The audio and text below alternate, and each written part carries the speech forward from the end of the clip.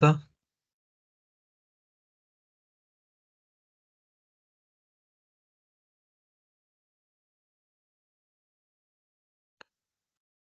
Значи, пак ќе кажам, насловот на овој тренинг е мониторинг на здравје на растенија, исхрана на растенија и иригација на растенија со помош на дигитални технологии во земјоделството.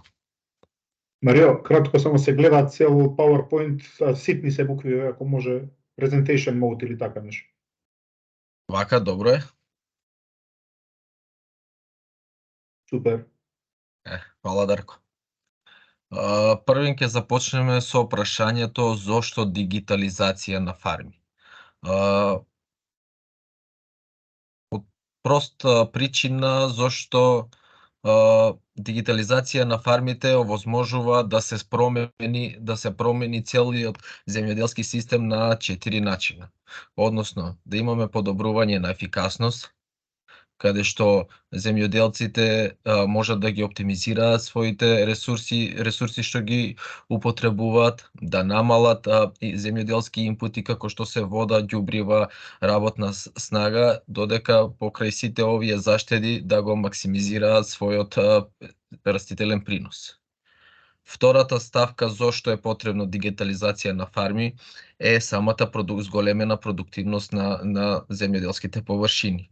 Со помош на мониторинг на условите во вистинско време, на ситуацијата на полето во вистинско време и со предиктивни анализи може да се подобри процесот на донесување на одлуки, односно оној процес кој што беше тема на разговор во првиот онлайн тренинг и кој придонесува овие дознавање на ситуацијата што се случува на поле, како и предиктивните анализи овозможуваат да се зголеми растителната продуктивност и квалитетот на приносот.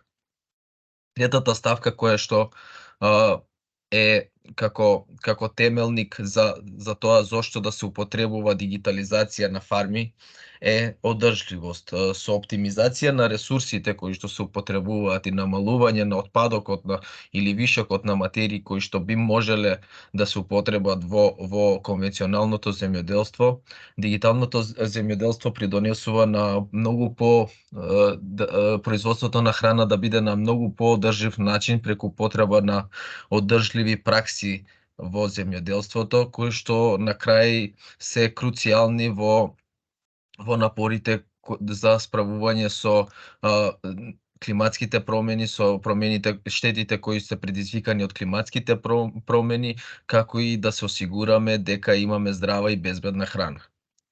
Како четврта ставка која што одговара на прашањето зошто дигитализација на фарми представува процесот на следливост, односно ние со помош на дигитални технологии прибираме податоци.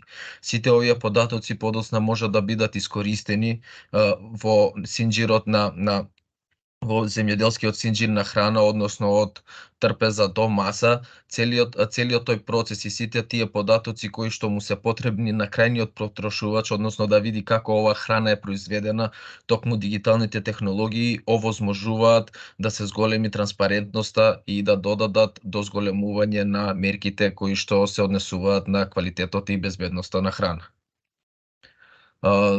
За тоа дигитализацијата на фармите може да биде имплементација или инкорпорација на различни видови на технологии, од GPS наводување на тешка механизација како што се трактори, па до сателитски снимки кои што овозможуваат анализа на самите полења, па се до имплементација на некои роботи или автомати кои што овозможуваат сите оние повторувачки задачи или задачи кои што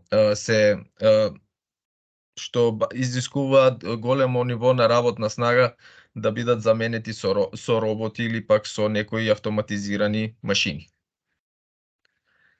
И на крај стигнуваме до последното прашање, односно до последната ставка, зошто дигитализација на фарми. Дигитализацијата на фарми е иднината всушност.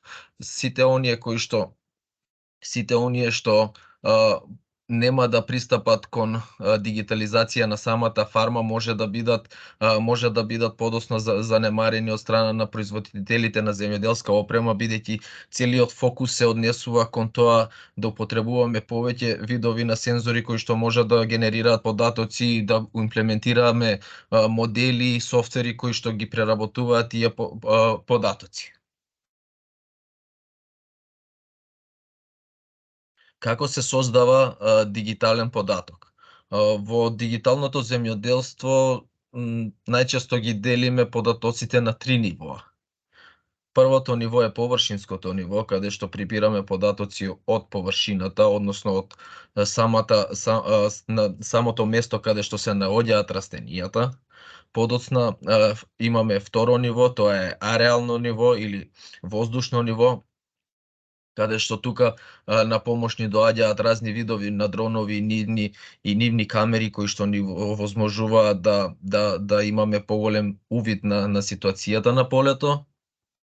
И на крај имаме орбитално ниво, каде што тука имаме имплементација на разни видови на сателити, кои со помош на своите камери и своите спектрални индекси ни даваат информации за тоа што се случува на полето, но со малку помала резолуција во однос на воздушното ниво, каде што имаме имплементација на дронови.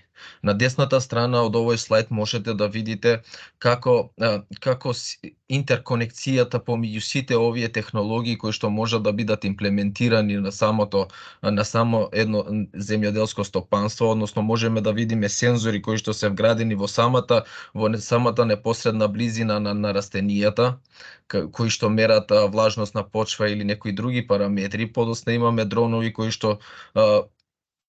што прават површински ортофото снимки кои исто така ни даваат индикации.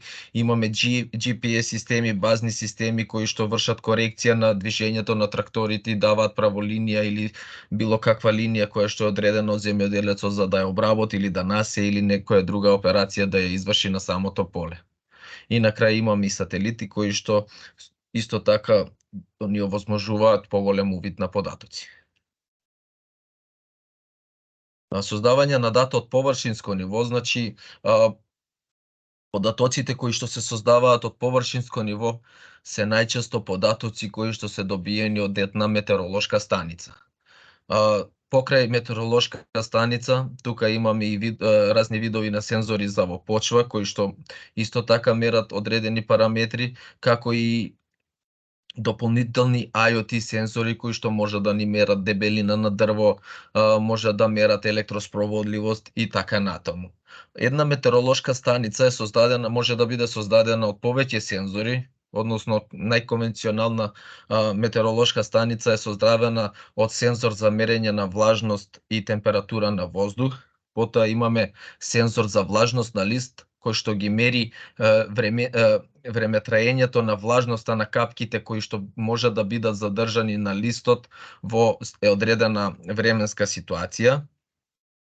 Подоцна имаме сензор за соларна радијација, имаме сензор за брзина и правец на ветер, како и сензор за атмосферски притисок кој ни дава податоци во врска со создавањето на облаци на тоа место. Овие сензори прибираат податоци. Тие податоци подоцна влегуваат во софтверот кој што се користи кој што го користи временската метеоролошката станица и можеме преку овие податоци се изготвуваат разни предиктивни модели како што е временска прогноза. Потоа имаме во временската прогноза имаме стрикно наменета земјоделска прогноза каде што тука ни кажува количина на дожд во текот на денот, температура и појава на облаци во даден временски период.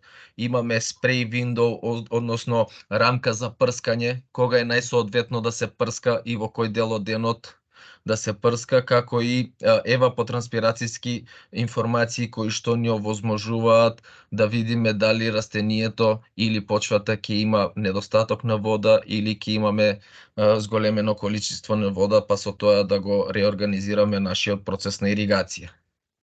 како малку посложени модели кои што се користат во метеоролошката станица претставуваат предикцијските модели на болести и штетници, односно според теоријата се зададени некои основни параметри каде што точно се утврдува растот и развојот на одреден штетник или пак болест. Тоа се внесува во моделот и со помош на податоците добиени од метеоролошката станица директно се калкулираат процентите на настанување на штета, на настанување на инфекција, примарна инфекција, секундарна инфекција, како и генерацијските стадиуми на одреден штетник. Со тоа што колку пооптимални услови имаме за развојот, толку ќе биде и моделот попрецизен. На вториот слайд можеме да ќе разговараме за создавање на податоци од воздушно ниво. Податоци од воздушно ниво најчесто за податоци да се генерираат од воздушно ниво најчесто се користат дронови. Во нашиот случај, тоест за земјоделството најчесто се користат мали дронови кои со мултиротор или пак дронови со фиксирани крилја.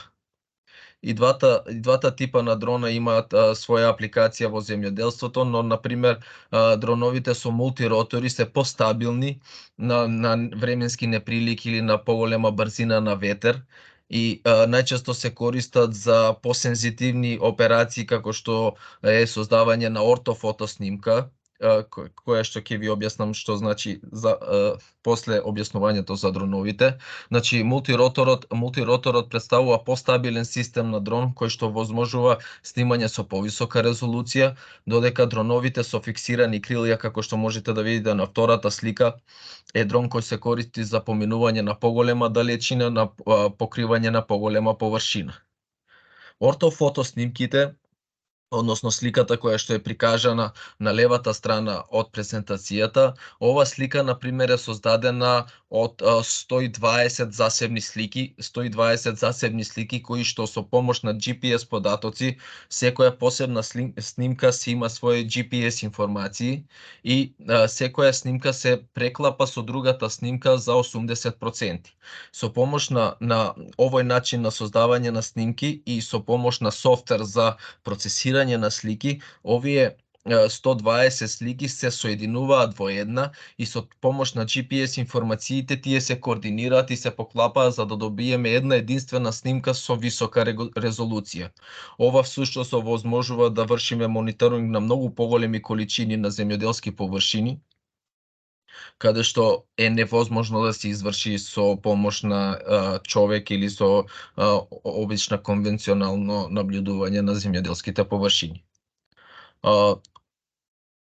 Дроновите може да бидат, како што рековме, за скенирање на земјоделските површини, каде што се користат мултиспектрални сензори, тоест мултиспектрални камери, создавање на мапа со GPS податоци, во некои случаеви можеме да се користат и дронови за транспорт на лесни или тешки добра. Моментално имаме еден проект кој што токму се фокусира на пренос на одредени количини на материи кои што се во тежина од 1 до 2 кила и имаме сценарио во Струмица каде што на земјоделецот му е потребно одредено количество на пестицид на самата нива, останал без пестицид и со помош на еден повик од земјоделската аптека да му биде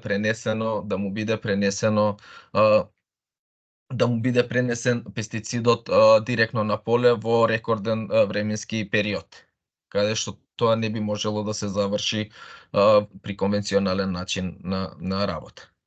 Исто така, дроновите, како што знаете, се користат за прецизно прскање, односно прецизна апликација на пестициди и ѓубрива и исто така сите тие GPS податоци кои што се направени од ортофотоснимката влегуваат и во наредните модели кои што подосна се трансферираат во дронови за различна намена.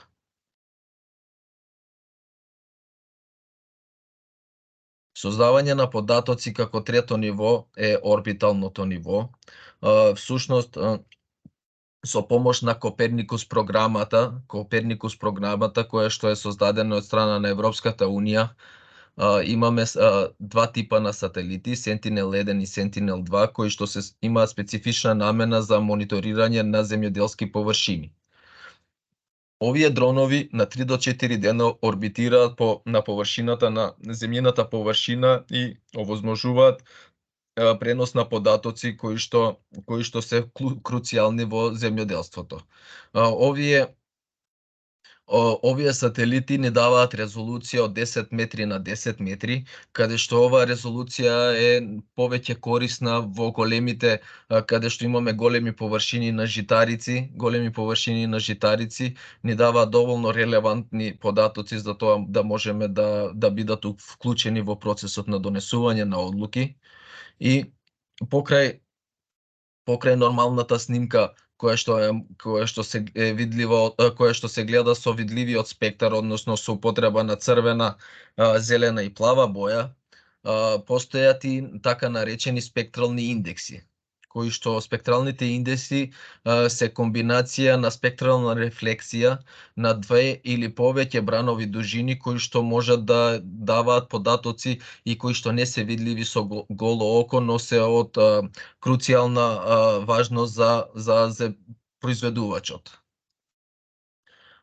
Спектралните индекси кои што се употребуваат во земјоделството се наречени вегетациски индекси, и тука имаме повеќе вегетациски индекси кои што освен растенијето може да ни покажуваат и визуализација на други типови на површини, како што се изгорени места, може да ни класифицираат површина, односно дали имаме тука објект, дали имаме гола почва, дали имаме растение или пак вода, или пак да ни покажуваат различни географски карактеристики. Ова се индексите кои што најчесто се користат во земјоделството. Ние засебно ги користиме NDVI индексот, кој што ќе ви биде објаснет подоцна. Користиме EVI индекс, користиме MSI индекс, односно индекс за визуализација на стрес при недостаток на влага, како и LAI индекс кој што ни овозможува да видиме површината на лисната маса. Сега, како најупотребуван вегетацијски индекс, односно индекс кој што највеќе има примена во земјоделството, представува NDVI индекс.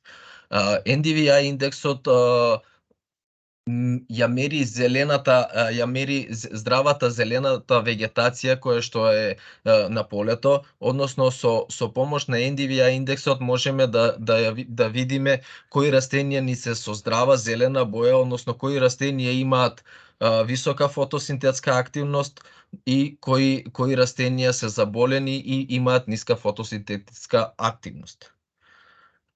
Принципот на работа на NDVI индексот представува една проста формула која што можете да ја видите на десната страна од презентацијата, односно имаме комбинација од само две бранови дужини, тоа е блиска инфрацрвена светлина и црвената светлина. Со помош на оваа равенка се калкулираат овие светлини и добиваме визуализација на NDVI индексот. NDVI индексот се мери со мерни единици од 0.2 до 0.8. 0.2 представува место каде што воопшто немаме фотосинтетска активност, односно воопшто немаме апсорпција на визуелната светлина, односно на видливата светлина, доколку кај вредноста 0.8 имаме здрава вегетација и високо ниво на NDVI вредност.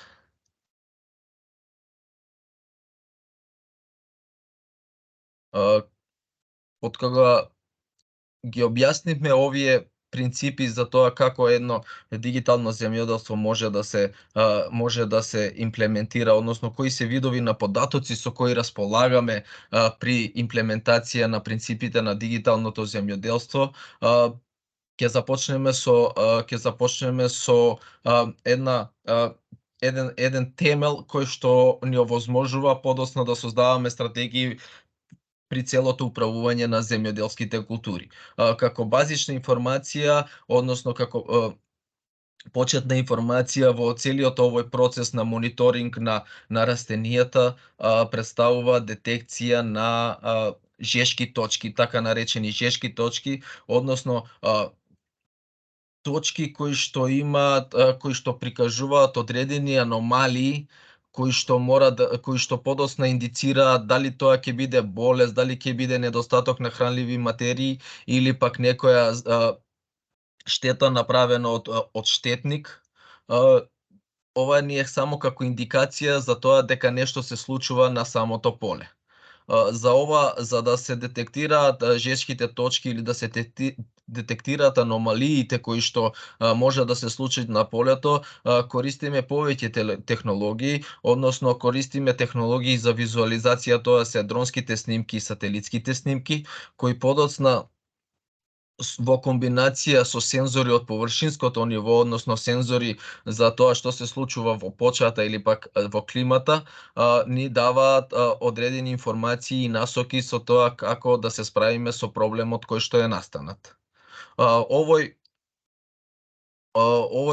пристап овозможува земјоделците да имплементираат точно насочени интервенции кои што одговараат само на површината каде што е детектирана таа аномалија, без потреба да се третира целата површина како што се случува во конвенционалното земјоделство. Може да се оптимизира начинот на иригација, апликација на хранливи материи, како и контролни мерки за справување со болести и штетници. Преку детекција на аномалии или детекција на овие жешки точки, земјоделецот и агрономот проактивно делуваат, односно создаваат проактивна стратегија која што може ефикасно да се менаџира со ресурси, да се зголеми комплетната продуктивност на земјоделскиот систем, бидејќи се фокусираме токму на точките каде што имаме проблем, а не на целата површина. Бидејќи детекцијата на аномалии представува една универзална тематика каде што подоцна може да се имплементира три начини, односно дали ќе биде тоа заштита, исхрана или пак иригација. Со помош на овие точки сега ќе разговараме првин за здравјето на растенијата, а подоцна за другите два начина на справување на проблеми во земјоделството. Мониторинг на здравје на растенијата. Мониторингот на здравјето на растенијата, исто така како и предходно во детекција на аномалии, користиме дронски снимки и користиме податоци кои што се измерени од метеоролошката станица. На горната слика е покажано едно поле каде што има насејано јачмен и оваа снимка е направена со DJI Mavic 2, тоа е мултиротор дрон, каде што на самиот тој дрон има интегрирано специјална NDVI камера која има можност да мери блиска инфрацрвена светлина. И во комбинација со црвената светлина добиваме NDVI индекс. NDVI индекс во нашиот случај како на сликата со црвена боја е прикажана вредност која што има 0,3 до 0,4, додека пак со зелената боја се прикажани вредностите кои што се над 0,7. Иако ова представува многу лош пример за земјоделството, за тоа како треба да се произведува на одредена површина, но пак прикажува многу добар пример за тоа што се случува на самото поле. Како што можеме да видиме ова поле во, да не речем, катастрофална ситуација, каде што имаме голем дел на упропастена вегетација од одредена некоја појава, можеме да заклучиме и неефикасност на земјоделските механизации, како што се прскалката, имаме празни одови, имаме нетретирани површини и сите овие информации што ги гледаме моментално може да бидат видени од страна на некој искусен агроном или искусен земјоделец, но повеќето од овие информации не можат да бидат видливи со голо око. Со помош на оваа снимка можеме да направиме и сегментација на самото поле, односно, на пример, сите оние површини кои што се со зелено означени можат да бидат изоставени од одреден третман, а другите да бидат третирани за да се намали на употреба на ресурси и од друга страна да се заштеди на време. Овие технологии овозможуваат земјоделците пак да донесуваат информирани одлуки, да ги оптимизира ресурсите или алокација на ресурсите и и овозможува имплементација на таргетирани интервенции за да се зголеми продуктивноста на растенијата и самата одржливост. Мониторинг на исхрана на растенијата. Пак ќе вратам на претходната слика. Иако, на пример, големиот дел од оваа слика ни прикажува за тоа дека имаме лоша состојба на полето, имаме ниски NDVI вредности, во случај на исхрана на растенијата, тука ќе имаме многу мали отстапувања од NDVI вредноста, но сепак се многу битни параметри кои што возможуваат исхраната на растенијата да биде подобрена или пак дека нешто не се случува добро на самото поле. Кога имаме NDVI вредности кои што се разликуваат за 0.1 или пак за 0.2, односно ни прикажуваат одредени ситуации дека имаме недостаток на хранливи материи. Растенијата кога имаат недостаток на хранливи материи или пак не можат да апсорбираат доволна количина на хранливи материи од почвата, тоа може да биде од различни фактори. Еден главен пример е различната pH вредност на земјиштето, односно храна има во почвата, но растенијето не може да ја присвојува бидејќи имаме алкална или пак кисела средина. Во мониторингот на исхраната на растенија, знаеме дека растенијето кое што не може да апсорбира или пак нема хранливи материи, се појавува хлороза, односно нема таква бујна зелена вегетација како што би имало правилно развиеното растение. Исто така, со помош на дронови и со помош на сателитски снимки, точно можеме да видиме кои делови од самата површина имаат недостаток на храна. Подоцна со помош на GPS податоци можеме точно да го наведеме земјоделецот или пак некое лице да оди да провери дали всушност останува збор за недостаток на храна или пак имаме некоја друга аномалија појавено во таа површина. Доколку се потврди дека имаме недостаток на хранливи материи, според NDVI вредности се прави зонирање на самата површина и со помош на дрон или со помош на ѓубре растурач точно се третира оние области кои што имаат недостаток на храна. Со интеграција на овие технологии, земјоделецот може да има доволен увид за специфични потреби на храна за растенијата во одреден момент и ова возможува прецизна и таргетирана апликација на ѓубрива. Овој пристап овозможува мониторинг кој што подоцна ги оптимизира стратегиите за управување со ѓубрива, донесување на одлуки кои што се информирани за употребата на земјоделските ѓубрива, како и имплементација на интервенции за да се зајакне целокупната состојба на самото поле. Ова е многу интересна работа кога ќе ги поделиме зоните во самата површина, тогаш потоцна можеме да создаваме стратегии за тоа како да биде нашето ѓубрење. Дали стратегија ќе имаме со задржување на исто ниво на приноса, ќе намалуваме трошоци или пак од друга страна ќе ги форсираме слабите места со поголема количина на ѓубриво за да пак имаме зголемен принос од просечниот. така да со помош на информации можеме да правиме различни стратегии, сето останува на земјоделецот и на советодавачот за тоа каква стратегија ќе се употреби во даден момент, а тоа пак зависи од капацитетите на самото земјоделска површина или земјоделски систем. Стигнавме до сегментот за мониторинг, односно наблюдување на хидратацијата на растенијата и самата иригација.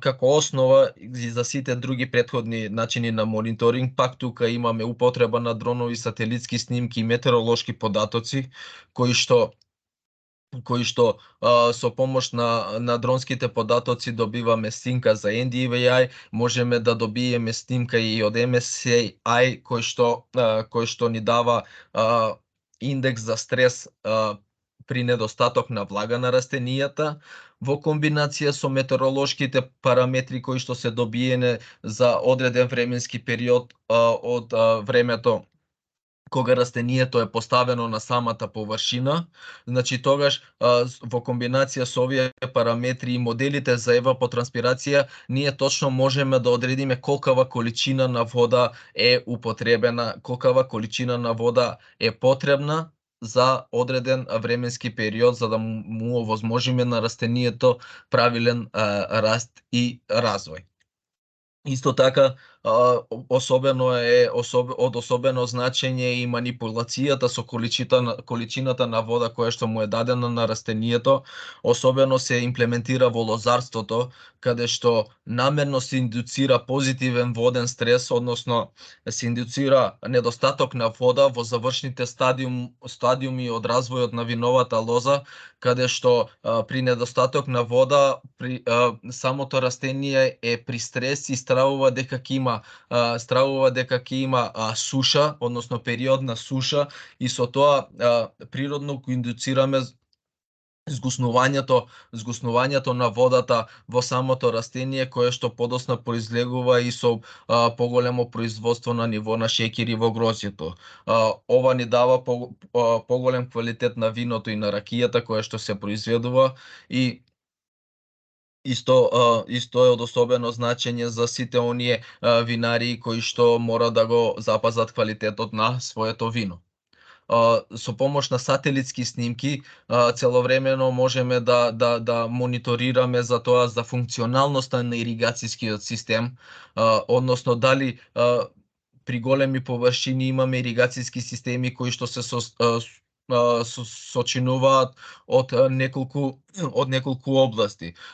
Тие области се одделени една од друга и можеме да видиме дали настаната некоја аномалија или некој механички квар на самиот иригацијски систем, односно со помош на сателитска снимка можеме да видиме дали тоа место добива доволна количина на влага или пак е суво, и со тоа имаме разлика во снимката, во визуализација на снимката и можеме точно да го насочиме земјоделецот или работникот да оди да провери точно на тоа место за да се увериме дали иригацијските системи работат како што треба.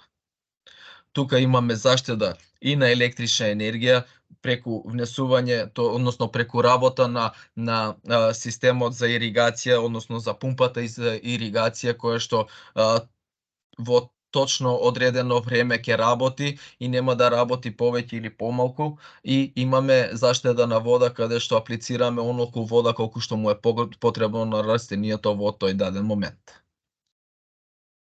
И како последен сегмент од овој онлайн тренинг представува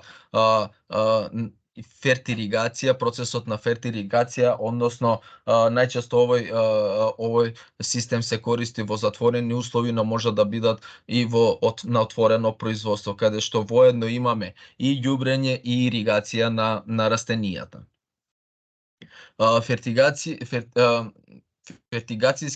Тоест мониторингот на фертигацијата е еден земјоделски пристап кој што вклучува интеграција на процеси за иригација и процеси за ѓубрење, односно овозможува прецизна и таргетирана достапност на одредени хранливи материи до растенијата. Овој концепт ги искористува технологиите кои што се употребуваат во дигиталното земјоделство, како и методите што што може да ги оптимизираат ефикасноста на апликацијата на хранливи материи преку иригацијскиот систем. За да функционира еден цел овој процес, треба да се користат системи за автоматска фертигација, односно системот кој што можете да го видите на сликата во средина. Значи, ова е систем за автоматска фертигација.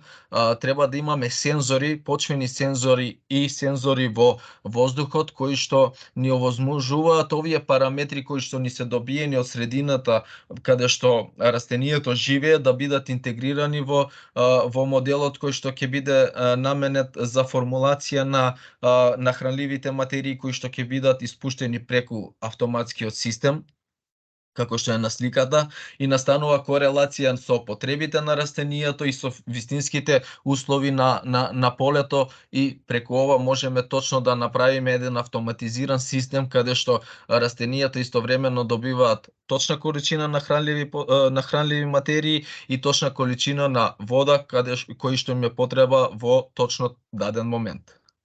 Фертигацијскиот систем може да биде искористен во систем капка по капка, може да биде искористен во систем кој што користи микроспринклери или микрораспрскувачи или пак распрскувачи, и со други прецизни иригацијски техники како што се систем капка по капка, но под површината на почвата, subsoil drip irrigation system. Најчесто за фертигација се користат кристални ѓубрива кои што имаат висока растворливост во вода. Најчесто се користат и кристални ѓубрива, но може да бидат и органски течни ѓубрива. Мислам дека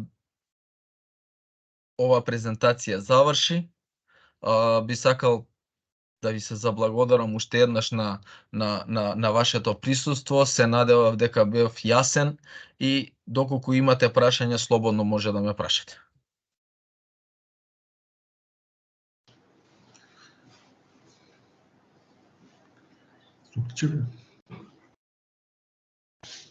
Па добро, штом немате прашања. Ајде, повелете.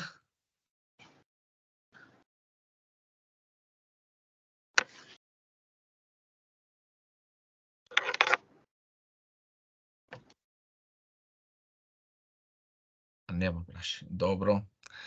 Ништо, ви благодарам уште еднаш. Како? Нема прашање, добро си, окей. Добро, супер. Фала ви.